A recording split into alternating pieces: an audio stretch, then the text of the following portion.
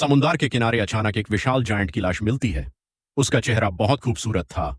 घने काले घुंघराले बाल और शक्ल किसी फेरी टेल के प्रिंस जैसी लग रही थी। उसकी स्किन देखकर लगता था कि उसकी मौत अभी कुछ ही वक्त पहले हुई है। किसी को नहीं पता था कि वो कहां से आया था और किस वजह से समुद्र में डूब कर मर गया। उसके बड़े से हाथ की हथेली में पानी जमा था और उसमें कुछ छोटी मछलियां आराम से तैर रही थी। शुरू में लोग डर के मारे पास नहीं गए और दौर से ही तमाशा देखते रहे। फिर एक बहादुर लड़की हिम्मत करके गायंट के जिस्म पर चढ़ गई। जब गायंट की तरफ से कोई हरकत नहीं हुई तो बाकी लोगों का डर भी खत्म हो गया।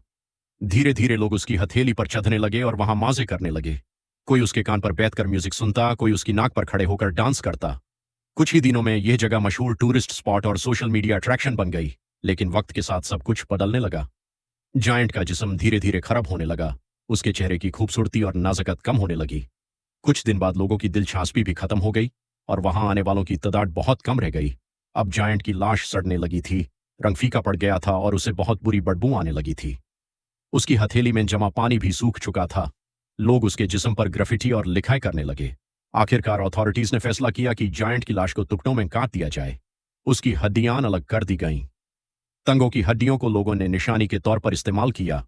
बाजू की हड्डियां बेपरवाही से बंदरगाह के पास फेंक दी गईं और उसकी खोपड़ी को गांव वालों ने एक छोटे टॉयलेट की तरह इस्तेमाल करना शुरू कर दिया।